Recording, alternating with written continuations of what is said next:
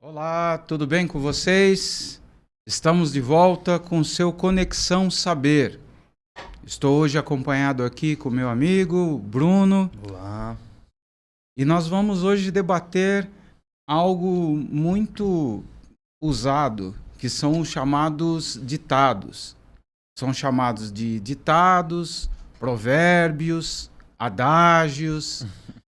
Qual a importância desses ditados para a vida real, para a vida social? Afinal de contas, né? Por que esse uso dos provérbios é uma coisa tão antiga, tão querida pela humanidade? Eu resolvi discutir isso com o Bruno a partir da luz da psicanálise. Mas não só a psicanálise, nós vamos ter que utilizar aí um pouco da antropologia, da sociologia. O importante é que entendamos o porquê os ditados falam tanto à alma humana. Você acha que é oportuno debater os ditados, Bruno? O que acha? Sempre é oportuno, sempre é oportuno. Legal. Então, primeiramente, bom dia, boa tarde ou boa noite, né? Boa noite. Saudações de forma geral, né? A depender da hora que você está ouvindo e assistindo, né? Ou assistindo esse programa. E eu acho eu acho que esse tema é muito interessante porque ele é muito, em alguma dose, freudiano. Eu gosto dessa leitura, né? O Freud, ele vai trazer os mitos, né? Então não é à toa que ele vai percebendo ali, além da experiência dele na clínica, né? Com seus primeiros histéricos e histéricas, que, ó, existe um saber aí que muitas vezes ninguém sabe muito bem de onde surgiu, ninguém sabe quem inventou, mas é claro que alguma dose, né? Em algum momento, aliás, alguém inventou. Mas aquilo ali, ele traz alguma sabedoria. Então, tem algum saber ali. Então, eu verdade, acho que legal. não é à toa que os ditados nos encantam, né? Se fixam. Tem uns que atravessam milênios aí, né? Mesmo. E são formados lá atrás. Eu trouxe até uns exemplos aqui que eu posso né, depois mencionar esse rastreio histórico, né? Essa possibilidade, né? Eu acho que isso tem uma importância tão grande que existe um livro da Bíblia chamado Provérbios. Ou seja, os provérbios foram elevados à categoria do sagrado. Né? Isso é muito importante. Por que essa estrutura linguística tem tanta importância? Afinal de contas, por que ela acaba por impactar tanto a alma humana? Será que é só pelo fator sintético, por sintetizar uma sabedoria?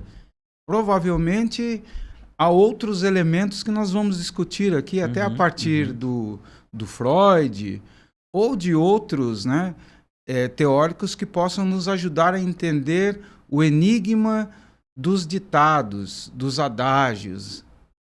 E aí eu fiz criei um esqueminha exatamente para que não nos percamos aqui durante o trajeto, né?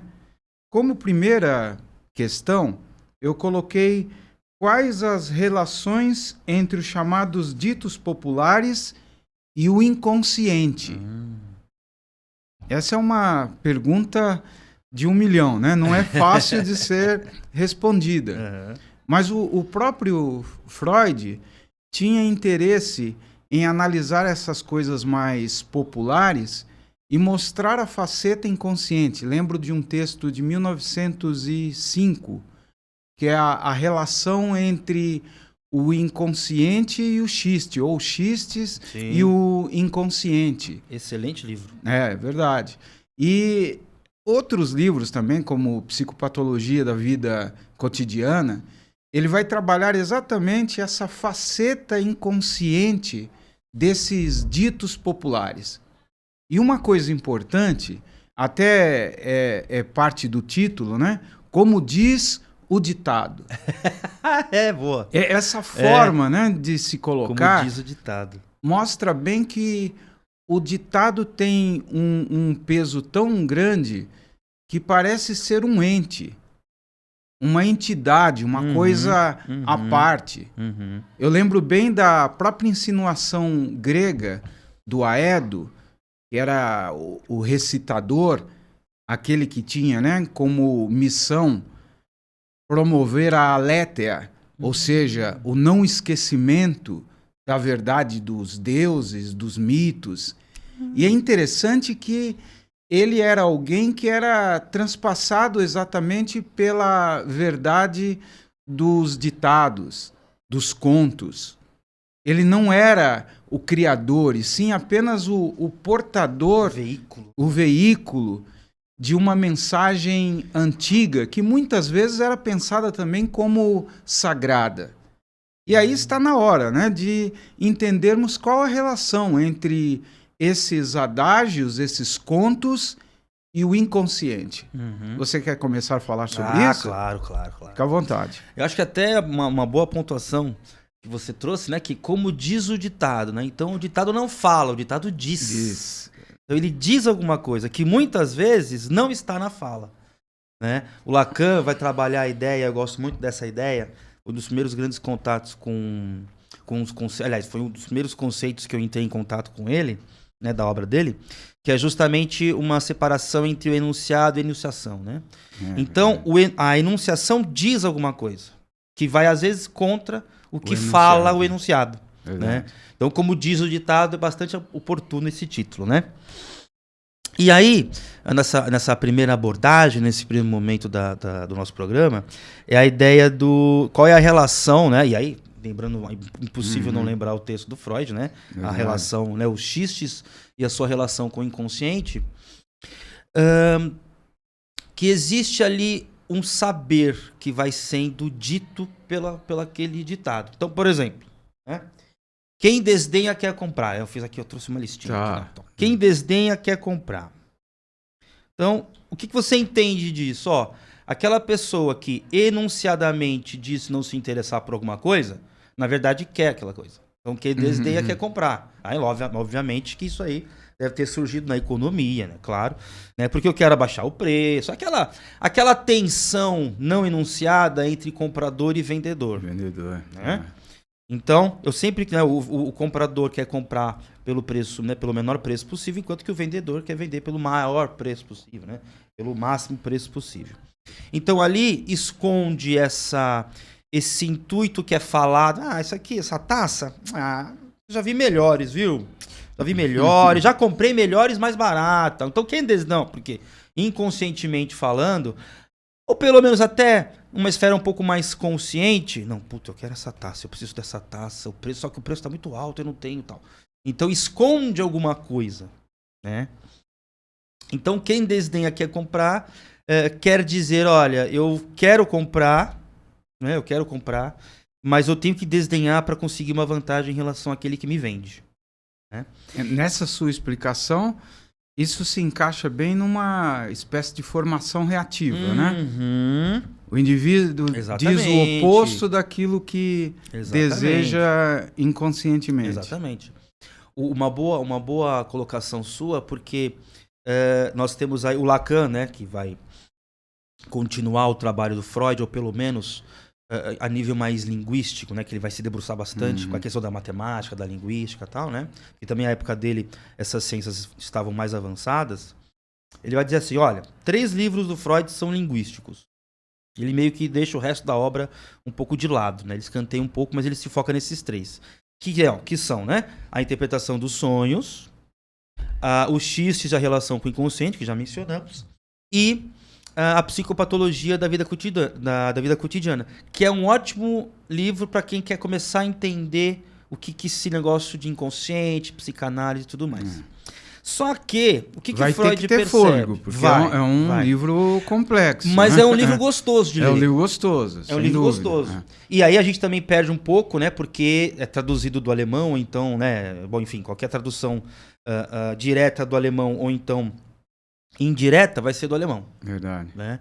Então a gente perde um pouco porque esses xistes, ele tem uma qualidade, né? As piadinhas, os xistes têm uma qualidade linguística. Então não é qualquer piada que fica boa em certo idioma. O humor alemão nem sempre cola em outras línguas, né? E a tradução também se perde, porque às vezes é um jogo de palavras, aproveitando uma palavra com a outra, tal, né? Verdade. Então Lacan vai focar nesses 3 livros e vai... Né, e porque eles são brincadeiras linguísticas e tal.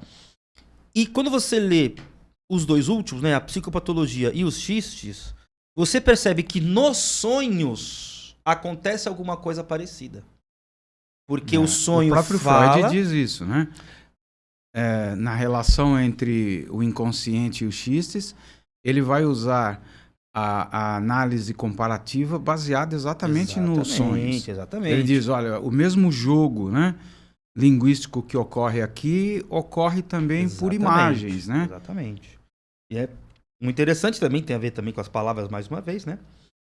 Mas ele vai percebendo que, por exemplo, o sonho, ele fala sem dizer. E o dizer do sonho vai ser, aí lembrando Lacan de novo, né? Meio que construído na análise. Você vai entendendo que aquela imagem do sonho, aquela dinâmica, aquela troca das cenas quiseram dizer. Entendi. Eu lembro de uma coisa bem interessante, que aí, até uma visão até um pouco mais lacaniana, que o Lacan vai ficar mais pautado na própria língua mesmo. Ele não vai procurar esse sentido outro, né? Mas a jovem sonha com um carro com sacos cheios de lixo, né? Então, saco cheio. Pô, tô de saco cheio, né? Então não tá tão, né? A aposta lacaniana é interessante e importante porque às vezes a coisa tá muito mais na superfície do que nas profundezas aí do inconsciente, né? Então é uma visão bastante interessante. Perdoe-me interferir, mas acredito que também existe uma ordem diferente da ordem propriamente do enunciado linguístico, né? Que é a coisa do sentir. Sim. É o peso do sentir. Sim, e Freud explora essa questão, né? No livro há pouco citado. É o efeito que é o fato que causa, de que né? aquilo que o indivíduo tenta colocar em palavras, primeiro foi sentido. Não foi colocado inicialmente nos eixos formais da linguagem, né? Sem dúvida. Eu lembro de uma experiência de um paciente que dizia que estava num carro e ele via mãos flutuantes que tentavam tirá-lo do carro. E aí ele pega uma espécie de martelinho de carne, eu acho que todo mundo já teve essa de bater carne para amassar, amaciar, né, a carne. Sim. E é interessante que ele pega o martelinho e começa a bater nas mãos flutuantes e ele não quer machucar. O pensamento dele é, não vou machucar essas mãos. Mas ele começa a bater e ele me diz que ele está destroçando as mãos. E aí o interessante é que a palavra não é muito comum. Né? A palavra poderia ser usada destruir, acabar, mas ele fala em destroçar. E o que eu fiz foi lembrar ele que, separando aí a palavra, troçar significa, na verdade, criar chacota, humilhar, gozar, né? Então, linguisticamente, ele estava falando de algo que ele ouviu. E, na verdade, ele ouviu muitas vezes o pai troçar da mãe. Você não é capaz de dirigir carro, você não vai dirigir automóvel, você tem que pilotar, né, o fogão e não um carro. Olha aí, né? Então, todas essas falas foram sentidas, né? Estavam ali no regime do sentir. E isso faz com que ele escolha uma palavra que, na verdade, significa destroçar, ou seja, gozar daqueles que o humilharam. De alguma maneira, ele estava rebaixando, né? Por causa da sua autonomia, do poder que havia acumulado, daqueles que sempre duvidaram dele, mas antes duvidaram da mãe, né? Então, muitas vezes, esse jogo de palavra é uma coisa muito, muito sutil. Aí entra na ordem da escolha de uma palavra, que não é o elemento principal, e sim aquilo que a palavra é capaz de revelar como sentimento, né? Como acúmulo pulsional. Aquilo que foi sentido, mas não foi colocado em palavras, mas que surge. Olha que interessante isso, né? Ele sente uma coisa, sonha com aquilo, porque alguma coisa no dia a dia disparou isso, né? Alguma coisa lá dos restos diurnos, como diria o próprio Freud. E aí aquilo se transforma numa imagem e ao contar ao analista, alguma coisa pode acontecer de diferente. Verdade. De olhar para aquela palavra de uma outra forma. De uma outra maneira. De uma outra maneira, né? Então, né, até voltando um pouquinho na ideia da formação reativa, né, daquela coisa que, olha, aquilo que acontece no consciente é o que... ou então, melhor dizendo, né? É o inverso um do outro. O que acontece no consciente... É uma espécie de criação de duplo, né? Isso. Eu vou inverter, né? Aquilo que eu sinto inconscientemente, eu quero não sentir te odeio, conscientemente. Te desejo. Né? Que seria o quê? Né? Ó, o outro que eu trouxe aqui, que é quando a esmola é muita, o santo desconfia. Né? Porque como você é muito solícito com alguém, quando você gosta muito, e deusa muito, idealiza muito, talvez existe um ódio aí. Aí eu tô pensando no Jung, o Jung e Freud. Que inclusive ali um marco no rompimento deles foi a interpretação de um sonho, né? Onde o Freud falou, você tá querendo me matar. Na verdade... assim, tomar meu lugar, foi uma situação em que o Jung estava junto com o Freud... No navio, não era? Em férias, num barco. E o Jung começa a contar que naquele rio... sim. Existiam cadáveres, pessoas que morriam... E o cadáver descia e subia mumificado. E aí o Freud, ouvindo isso, desmaiou.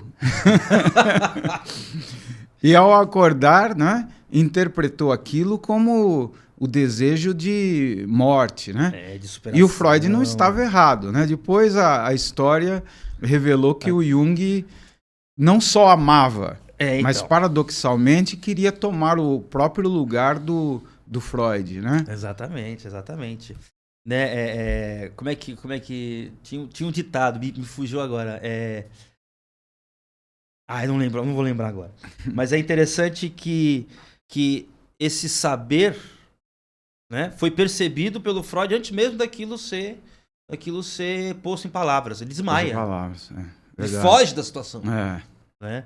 Então rompe-se ali o aparelho cognitivo aí pro cara desmaiar, né? E o Freud tinha, né, essa questão dos desmaios e tudo mais, né? Verdade. Lembrei, acho que não lembrei exatamente do ditado, mas assim, ó, onde há fumaça há fogo. Há fogo, então, esse cara aqui talvez queira me, né? Lembrei do ditado mesmo. O resto é história. O resto é história. Essa disputa entre os dois, o resto é história. Foram romper junto com Adler e tudo mais, né? Então veja como tem essa sabedoria, né, popular, né, como você bem trouxe, né, que aquela questão, como você estava falando do...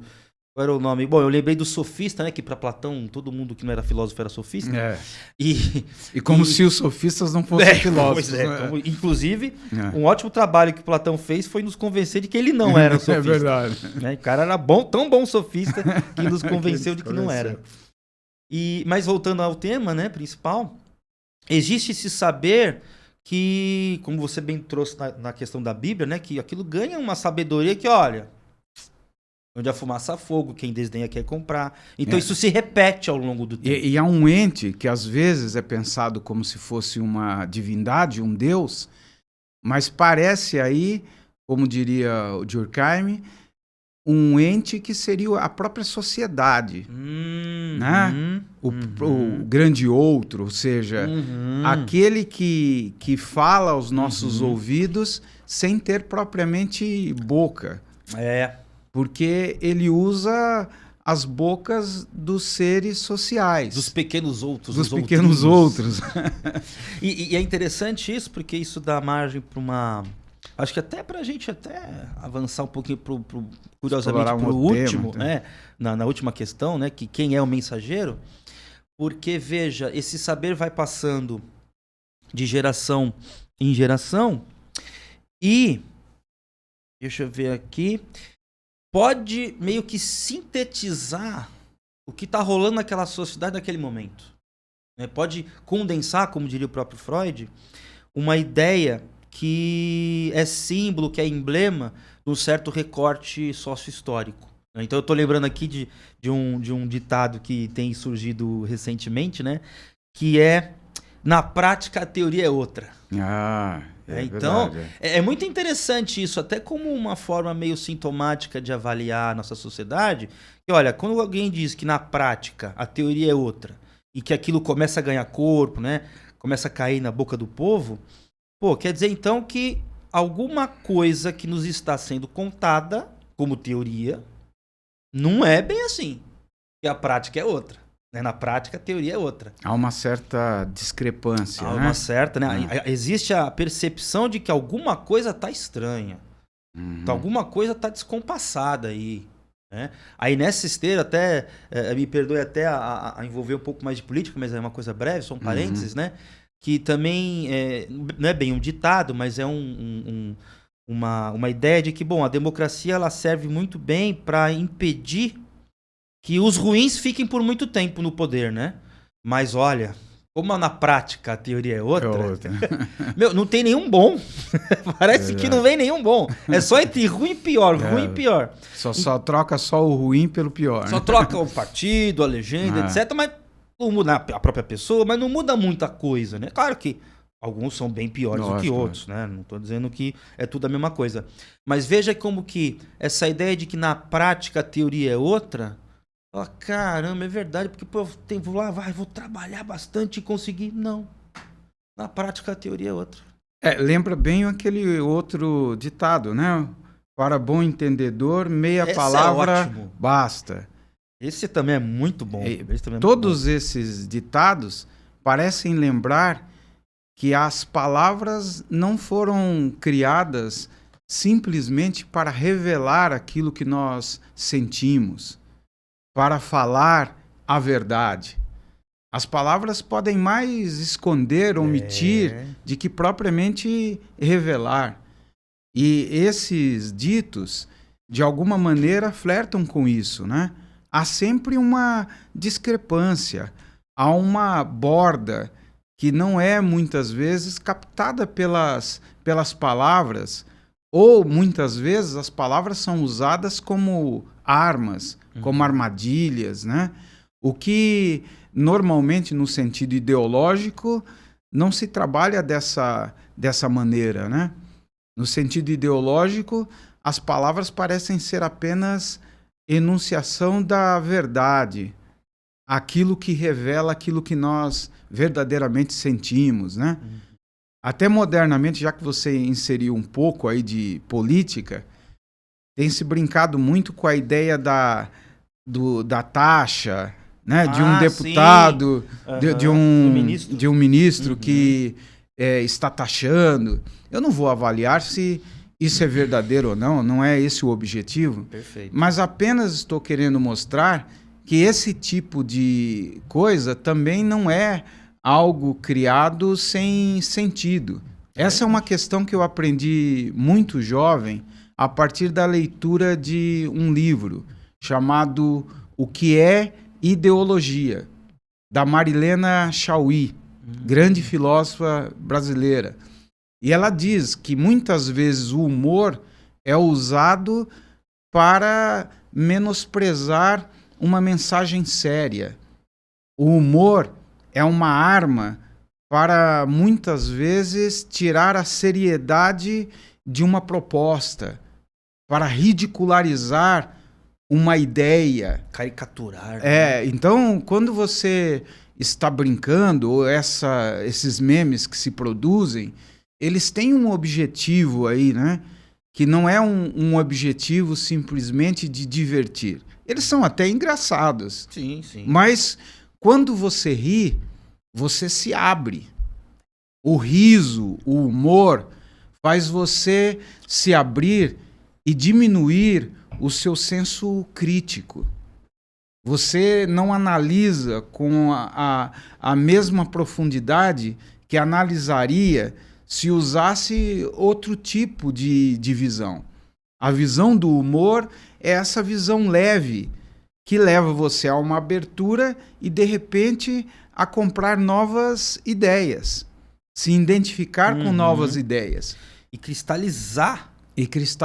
Aquilo ali. E cristalizar. Taxar. Colocar uma taxa assim, né? No sentido de uma etiqueta, né? Naquela pessoa, naquele governo, naquela prática, etc, etc. É verdade. Eu lembro, na minha época de juventude, de uma disputa entre o Maluf e o Quércia. O Quércia havia já perdido a eleição. E a musiquinha do Maluf era Maluf faz o povo viver em paz. E o Quércia criou uma musiquinha anedótica que era o homem faz a gente andar para trás. E mostrava casas de gesso caindo, a criminalidade aumentando. E o Quércia ganhou a eleição. A base exatamente dessa musiquinha, né? Uma musiquinha que, de alguma maneira, tirou toda a seriedade da proposta do primeiro candidato. Perdoe-me citar tão diretamente, né, o nome dos candidatos, mas eu apenas estou querendo que vocês entendam como o humor, como o dito, né, que muitas vezes parece visar só a diversão, tem como interesse trazer a lume outros sentimentos. O Freud, no Psicopatologia da Vida Cotidiana, ele mostra como o humor extravasa muitas vezes uma verdade mascarada. Ou seja, né, brincando você pode dizer muitas verdades, ele mesmo diz no livro, né? E de fato é isso. Você muitas vezes está brincando, mas exterioriza o seu racismo, o seu preconceito e às vezes nem étnico. Sabe e às vezes nem sabe. Está até dissociado, né? Não sou isso, mas aí faz uma piada, aí alguém aponta, não, mas espera aí, não é bem assim. Quando aquele xiste dá errado, né, que a pessoa vai lá e vai fazer uma piada e todo mundo entende o dizer, né? E não oculto, e não somente o falado, fica meio esquisito. Aí a pessoa que fez o xiste, e agora? O que aconteceu? É lógico, né? Pode ser a porta de entrada para alguma reflexão um pouco maior ou pode ser simplesmente ignorado, né? Que é o que geralmente acontece. Mas é interessante essa coisa, né? Até voltando na questão, até que a gente já mencionou os antigos e tal, né? Uma diferença que vai sendo percebida por nós hoje em dia em relação àqueles dos antigos é que dos antigos me parece que em alguma dose dá para apostar que aquilo surgia mais, vamos dizer assim, de forma mais legítima. Então, alguém falava, claro que não é um autor anônimo, né? Alguém falava, aquilo colava porque fazia sentido, né? Então, o dizer, né, como diz o ditado, aquilo ali fazia o sentido porque beneficiava a comunidade, o grupo, né? Isso. Tinha um peso social. Sim. E um peso social, mas que a intenção da pessoa que fez é só ter feito. Agora, hoje em dia, a gente, né, porque quem é o mensageiro dessa sabedoria? Hoje em dia, até a nossa pergunta aqui está colocada em aspas, né? A sabedoria popular está colocada em aspas. Porque, assim, pelo volume de memes, né, que vão brincar ali com o Tachad, com o nome, com não sei o quê, pelo volume de memes, você começa a perceber que não foi uma coisa doméstica. Verdade. Uma coisa mais endógena, uma coisa mais, vamos dizer assim, mais anônima. Claro que não estou dizendo sem grande pretensão. Isso, sem grande pretensão, que meio que surgiu de forma natural. Não, peraí, alguém faz isso. Pode existir até um escritório do ódio, né? Ou seja... O escritório do meme, exatamente, né? Porque é muito fácil hoje em dia. É muito rápido, muito prático. Né? Qualquer porcariazinha, você não precisa nem comprar. Você pode usar a versão free e fazer coisas assim, simples e tal. Lógico que tem coisas mais elaboradas, mas assim, é muito fácil. Né? Enquanto que antigamente era muito mais difícil você circular. Mas já acontecia. Né? O próprio Platão, eu não lembro agora em qual texto dele ele menciona, né? Ou então é uma nota de rodapé. Não, mas acho que é o próprio Platão mesmo, na voz de Sócrates, né? Ele fala, já tem muita cópia por aí. Eu já tinha, né? Fraude, aquela coisa com objetivo mais, né? Até porque não existe verdade, né? Pois é. E aí, quando nós entendemos bem isso, nós vamos perceber que nós só produzimos talvez memes, né? A questão central é se a meme está a favor ou contra um grupo, uma classe, né? Exatamente. Mas você sempre terá uma visão de mundo que não é a pura verdade, é apenas uma visão, uma perspectiva, né? E até aproveitando a palavra, né, que essa visão, na verdade, também se constrói ou pode se construir como uma versão. Uma versão. Uma versão. Então tem o time, né, a classe A tem uma versão e a classe B tem outra versão. Qual que vai predominar? Verdade. No caso, por exemplo, dos gregos, aqueles povos que estavam mais próximos do mar, da água, eles iam venerar um deus que dominava aquilo. Lógico. Mas por que o deus dos oceanos lentamente morreu? Porque o deus citadino era mais útil. O deus urbano, né, que estava distante das águas. Então a força do deus ou a força da narrativa está muito ligado à necessidade, à visão pragmática, né? As condições materiais. As condições materiais. Por isso até, brincando com aquele que eu comentei, né? Que na teoria, na prática a teoria é outra, né? A gente poderia brincar assim, ó, que na prática a teoria é marxista. Porque é este autor, né, o Marx, que vai se aproximar disso e falar, vai explorar bem essa questão. Né? Então você vai estudar economia, né? Você vai estudar a religião de um povo, como você mencionou. Você fala, mas por que esse Deus foi perdendo? Porque aqui começa a surgir modo de produção, utensílios, etc., relações de produção, que vão enaltecer esse Deus. E esse Deus mantém aquilo acontecendo. Alguém vai instrumentalizar aquilo. É verdade. Né? Por isso que hoje a diferença aí fica muito mais pautada na escala. Né? Hoje é escala industrial. Né? Até genocídio é feito em escala industrial. É verdade. Então, a gente tem aí um ganho em escala. Mas é interessante como essas coisas sintetizam o espírito de uma época. Né? Aquela do Zeitgeist. Né? Você citou o Marx, não pude deixar de lembrar de uma história, de um conto que ele coloca logo no início, né, do livro Ideologia Alemã. Ideologia Alemã. No Ideologia Alemã, ele começa com a história de um senhor, de um indivíduo, eu não vou lembrar, infelizmente, o nome do sujeito, mas era um pensador, alguém que chamava atenção na época, porque ele criou uma teoria bem diferenciada e idealista. Ele dizia que ninguém morreria, por exemplo, afogado, porque aquela lei da gravidade estava vinculado propriamente a um pensamento, a uma ideia. Se você não aderisse à ideia, né, você não morreria. E aí ele termina dizendo que o indivíduo morreu afogado. Então, com isso, né, ele brinca com a ideia de que a vida material, a vida concreta, ela não é transformada a partir das nossas crenças, né? A partir de uma organização linguística. Aquilo que é. Mas aí entra, né, também os linguistas modernos. É porque é, de alguma forma, colocado dentro de uma perspectiva, de uma visão. Talvez nada seja no sentido natural, porque a natureza não precisa ter um sentido, um significado, né?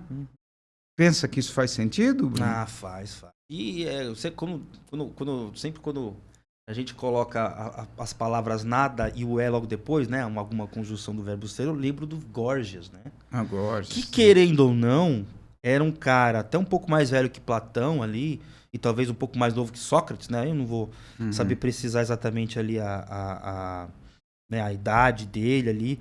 Mas inclusive ele teve debates com o próprio Platão, né? Isso aí parece que é histórico, né? E esse cara, ele sacou, né? Ou pelo menos, né? Ele sintetiza, ele condensa uma forma de pensar daquela época que já dizia que a verdade não existia.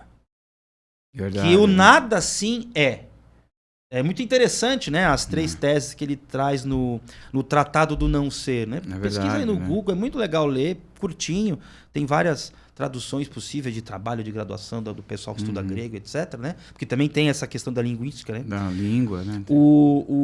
Acho grego que é koiné, né? O grego simples. simples. Sim. O John Stuart Mill, ele diz que a filosofia grega, ou pelo menos a platônica, salvo engano, né, é um grande erro de linguagem, né? Porque existe essa brincadeira do nada é, né? Então o nada é, você coloca um o na frente, o nada é. Mas quando você fala nada é, pô, parece que não tem essência, não existe, né? Então essa ideia de verdade com V maiúsculo, única, já caiu, porque é que caiu hoje, porque de certa forma nunca existiu, porque você manipula isso. E o Platão critica os sofistas, né? Justamente porque eles sabiam disso e se utilizavam desse expediente. Verdade. Né? Inclusive o próprio Gorgias. É por isso até que eu digo que os sofistas são tão importantes para a filosofia que eles anteciparam ciências como sociologia, antropologia, etnografia. Eles pensaram, né, a realidade não propriamente como o V maiúsculo, mas como nomos, como algo propriamente social, como algo produzido. E aí nós entramos no campo propriamente linguístico, né? E não dessa visão ingênua da linguística, de que as palavras revelam. Na verdade, as palavras constroem. Perfeito. Elas não revelam. Sim. Elas criam sentido, elas criam, né, uma realidade que nos parece ser anterior até ao dito, mas não é anterior à narrativa. Só depois que a narrativa vem à existência, nós enxergamos aquilo que parece ser a verdade, né? É verdade. E veja como que isso é importante e potente, né? Porque, veja, quando a gente começa a entender que até o Lacan tem uma frase que individualmente é muito interessante, né, por indivíduo, né, mas politicamente tem sérios problemas. Eu acredito que sim. E quando a gente diz assim que a realidade, que não existe realidade pré-discursiva, ele está falando que, olha, antes da linguagem, esquece. Porque, por exemplo, quando alguma palavra, agora eu lembrei exatamente o que eu queria falar. Quando uma palavra ela revela alguma coisa, ela, na verdade, não está revelando uma coisa. Ela está revelando outra palavra. É verdade. Né? Então, Lacan vai dizer que o sujeito é aquilo que aponta um significante para outro significante. Então, uma palavra depois da outra é que muitas vezes cria o sentido. Lembra muito o próprio Nietzsche, né? Nietzsche, ele foi um revolucionário também nesse campo da linguística. Ele não é tão lembrado por isso, mas quando ele trabalhou com a ideia, né, de verdade, com a ideia propriamente, né, de realidade, ele diz algo parecido. Você não vai deixar o mundo, o universo das palavras para o mundo da realidade. Não existe coincidência entre palavras e coisas. É até título de um livro do Michel Foucault, porque ele também examinou essa questão, né? O cachimbo, né? Isso não é um cachimbo, é ótimo essa brincadeira. Então vejam que, nesse sentido, o Nietzsche vai dizer que a palavra leva a uma outra palavra. Nós ficamos dentro de um universo viciado, que é o universo linguístico, que é o universo do signo. E nós acreditamos, ingenuamente, que a palavra nos levará à coisa, à realidade da coisa. A realidade última. E a palavra vai nos levar à realidade linguística, né? Uma realidade sígnica, uma realidade que nunca tocará o mundo em si. Esse é um elemento interessantíssimo. E isso vai bem de encontro com o que nós estamos discutindo. Os ditos populares tocam numa realidade que não é propriamente a realidade em si, mais uma possibilidade, uma outra. Uma versão, né? Uma versão sim, né? Que pode ou não se justificar dependendo do recorte em que o indivíduo está inserido. Em alguma dose, por exemplo, a ciência, né? Ela faz isso. Só que ela tem um respaldo material que vai um pouco além das palavras. Então você pode, por exemplo, eu lembro de uma cena muito legal, né? Que eu passei alguns anos atrás, que foi visitar um planetário lá no Ibirapuera e ver no telescópio. Lindo aquilo, viu? Muito interessante. Mas não foi no planetário exatamente, foi ali nas redondezas, né? Porque o pessoal montou alguns telescópios ali. E aí você olhava com um telescópio. Foram dois momentos muito legais. Num primeiro momento, você olhava Júpiter com um telescópio, você via o planetinha, quando você olha o olho nu, é só um ponto brilhante no céu. Tá. Mas quando você olha pelo telescópio, você vê uma coisa um pouco mais robusta, mais consistente, com aquelas faixas que Júpiter tem e tal, né? Forma gasosa, né? Aquelas tempestades, sei lá o quê, aquela coisa bizarra que você vai olhar, os números são astronômicos. Verdade. Né? E aí você troca, né? No caso, eu troquei para um telescópio mais potente e de repente você vê 3 luas. E Júpiter tem, sei lá, acho que 18 luas. Um número bem grande de luas. Mas a olho nu é um ponto brilhante. Num telescópio X, você vê um planeta um pouquinho mais definido. Agora, no Y, que é mais potente que o X, e obviamente mais potente que o olho nu, você vê 3 luas que não estavam ali. Então a ciência tem esse respaldo material. E uma outra situação na mesma experiência, né? Ou uma outra experiência na mesma situação. Nesse sentido, há camadas. Tipo, aquela primeira visão ela é possível no senso comum. Mas já não será a terceira, né? Porque você precisa de um aparato material que permite que você, né, enxergue aquilo que a olho nu você não enxergaria. E a outra experiência, na mesma situação, foi perceber, né, ao vivo, a Lua se mexendo. Você aponta o telescópio para a Lua e você percebe que ela vai se deslocando. O telescópio está parado. Você está ali olhando. Não tem como dizer, né? Se bem que a psicanálise vai lá dizer, né, por exemplo, em casos falando em inversão, né, em casos de perversão, ver não é acreditar, né? Mas, enfim, situações, né, mais ímpares ali, né? Mas é muito interessante você ter que, no fim das contas, a ciência tem esse respaldo, enquanto, por exemplo, a religião não tem. Porque você nunca consegue compartilhar aquilo. Você pode até ver alguma coisa, sentir alguma coisa, ouvir alguma coisa, mas aquilo é muito seu. Não é compartilhável. Vai ter dificuldade em compartilhar a visão de um anjo, exatamente, né? E aí Gorgias, né, diria, mas como é que você sabe que você viu um anjo, que você é o primeiro anjo que você viu? Será que é anjo mesmo? E se for um demônio disfarçado? Descartes, né? Por que a certeza do Descartes é a dúvida? Porque vai que tudo que eu vi até então é mentira. Um Deus sádico, né? Ao invés de um Deus bom, um Deus sádico, enganador, como ele diz. Por isso que ele inventou o método científico, né? Muito mais do que a própria ciência, né? Mas é interessante como, né, a gente constrói, né? Um texto que me lembra do Freud, né? Que me lembra do Freud é o Construções em Análise. Construções em análise. Você vai construindo aquela hora que você passa com o seu analista, né? E você, analista, aquela hora que você passa com o seu paciente, é inédita para ambos. Verdade. É inédita para ambos. E até, lembrando da ciência, né? Como é difícil cercar isso, né? Como se fosse uma ciência dura. Né? Como, não, vou aqui avaliar como é que é feita a água dessa taça. E então, talvez não exista nem a necessidade, né? Pois é. Porque o que você está tocando é um tema muito caro, a epistemologia. Sim, sem dúvida. A epistemologia ela vai dizer que existem níveis diferenciados de saber. E cada pessoa acessa aquele nível que mais lhe interessa. Por exemplo, o nível do ditado é o nível do senso comum.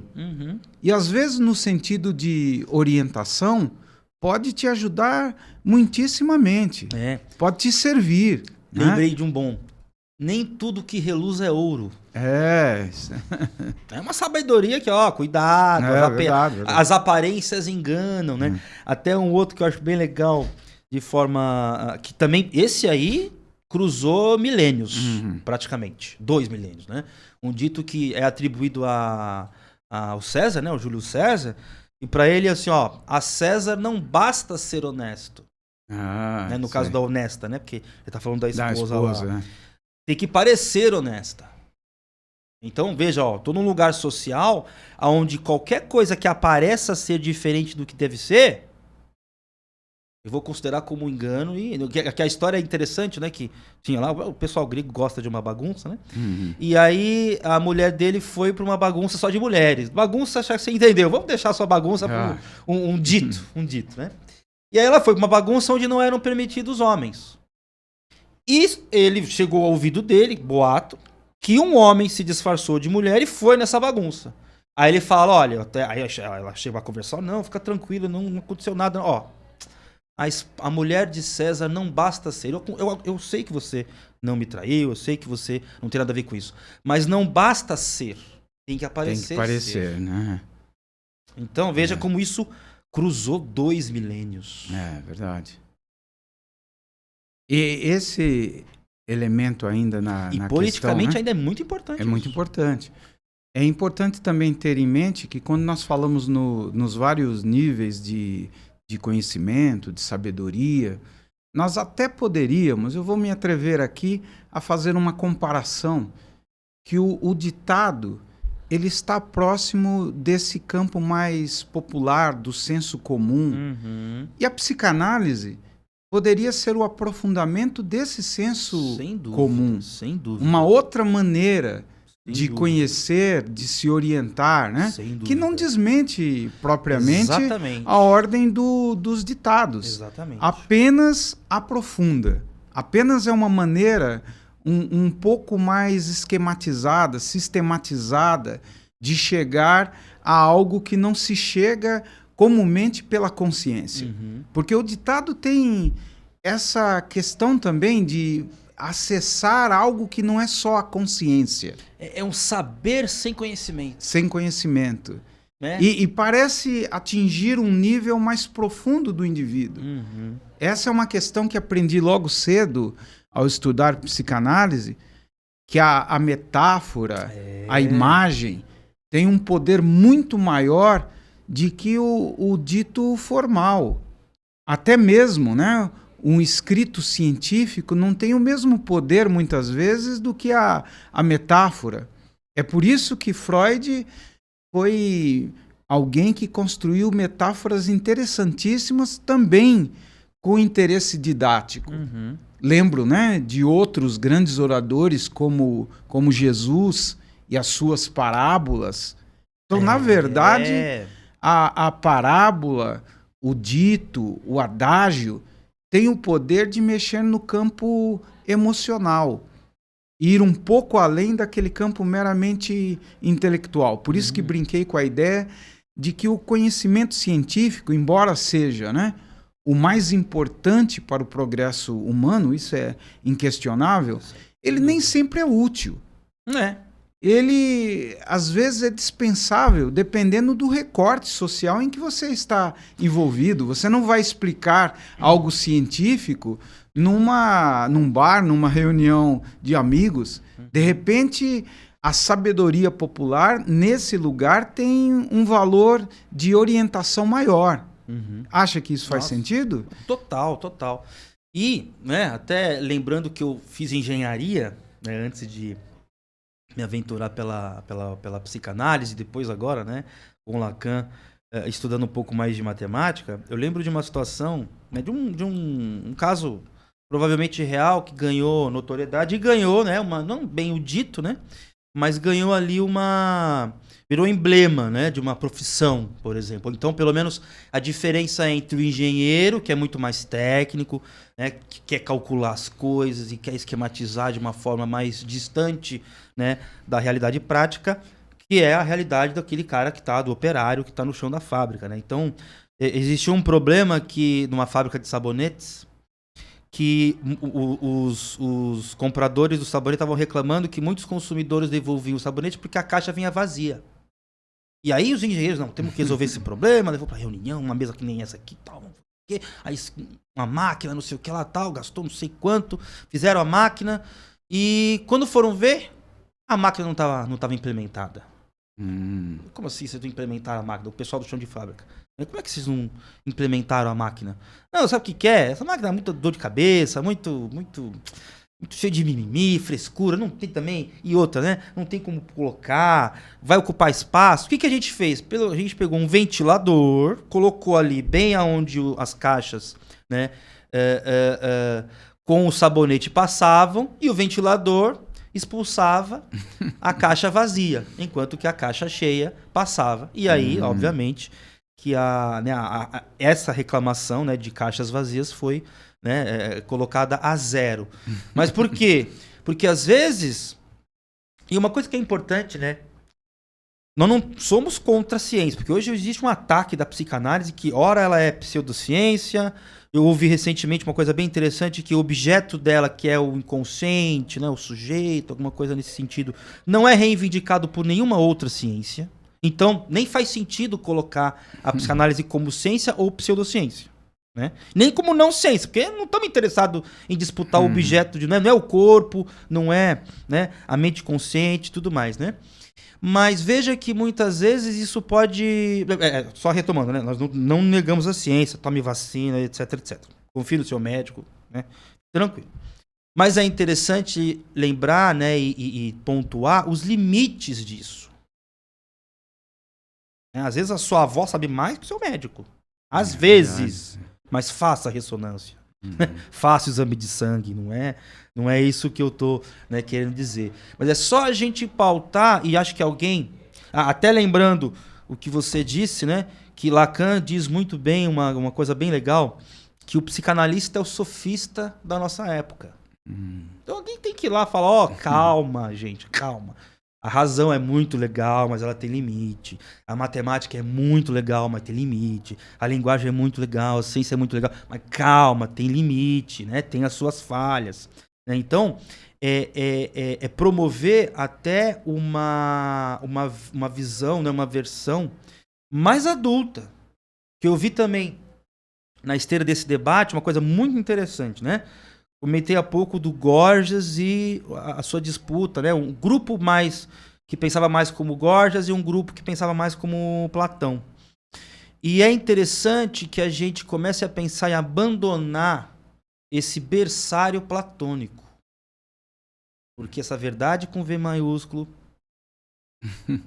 mesmo se a ciência tiver essa verdade, não estou dizendo que bom, verdade com V maiúsculo não vai ter, mas mesmo se a ciência tiver a versão exata que corresponde bastante, né, o que está sendo, né, o que a materialidade mostra, né, o que acontece no mundo real, ela ainda vai precisar de uma boa dose de retórica para convencer, né, a que o remédio, que a vacina, etc, etc, funcione. Em valor. E lembrando que Gorgias, isso é muito legal. Quando eu soube, eu achei muito bacana. Ele tinha um irmão médico. E no diálogo de Platão, nomeado Gorgias, existe ali uma disputa muito interessante, de altíssimo nível, que é Gorgias e Sócrates, no sentido de, olha, Gorgias, você, para convencer alguém a tomar o remédio certo, porque o irmão dele, histórico, era médico, e às vezes recorria ao irmão para, convence fulano a tomar o remédio, porque esse remédio aqui vai ajudar. Então o Sócrates, muito bem, muito sabidinho, muito sofista, muito sofisticado, ele vai dizer assim, quer dizer então que você sabe qual é a verdade. Aí o Gorgias dá uma sambada também, né? Porque é, obviamente, escrito por Platão e, por mais que Platão era respeitoso, era a versão que ele queria passar pra frente, né? Então o Gorgias dá uma sambada, aí chama o outro cara e tal. Legal, e é muito interessante, porque, ó, por mais que você tenha um remédio, isso não basta. Legal. Isso não basta. Tem que ter uma boa retórica, um bom convencimento. O ditado da mamãe às vezes vale mais do que o remédio. O remédio vem depois, mas primeiro ao convencimento da mãe, né? Exatamente. É isso aí. Tá certo, gente. Infelizmente nós vamos ter que terminar. O que é bom dura pouco. É, verdade. Como diria o ditado. O ditado. Eu agradeço, Bruno. Foi ótimo o nosso papo. Espero que tenha ajudado vocês. Se quiserem, deixem aí sugestões, né, para os próximos episódios. eu acho que um desses episódios que podemos até abordar na próxima vez seria a ideia do valor da ciência, a coisa, né, do que é pseudociência, o que é ciência de verdade. Essa é uma questão muito interessante e oportuna. Se o Bruno quiser topar, vamos discutir exatamente esse tema. Já topei. Deixa aí, né, o seu like, faça os seus comentários, isso ajuda a beça, né? Sugira títulos, né? Sugira novos assuntos, ou então, bora isso aqui, bora aquilo lá. Isso. Né? Podemos voltar ao que já foi dito, podemos, né, dizer podemos falar sobre aquilo que ainda não foi dito, ou então dizer sobre o que precisa ser dito. Até porque etc, a gente não segue o mesmo roteiro, né? Então... É um ótimo norte, mas não é um alvo. Não é o alvo, é isso aí. Tá certo. Bruno, quer se despedir? Fique à vontade. O que é bom dura pouco. Muito obrigado pela participação. Se você chegou até aqui, deixe o seu like e o seu... Às vezes até o seu dislike, por que não? Às vezes engaja até mais, né? Às vezes o ódio engaja mais que o amor. Mas deixe sua crítica, seus temas, sua sugestão, seus comentários e até a próxima vez. Tá certo. Até a próxima vez, gente. Muito obrigado. Tchau.